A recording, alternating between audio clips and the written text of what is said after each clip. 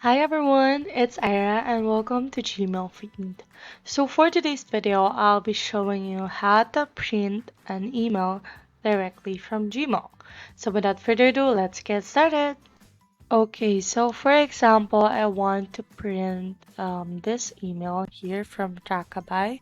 So what I'll be doing is just click this print all icon, the printer icon, and then it will lead me to this site or page, and then the printer settings will immediately be shown, and you can just click the destination for your printer.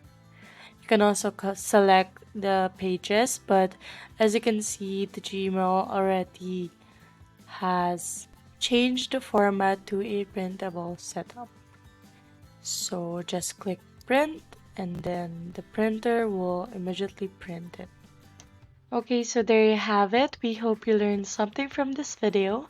If you like this video, please do hit the subscribe button down below. And also don't forget to check our channel for more videos like this. See you on our next video. Bye!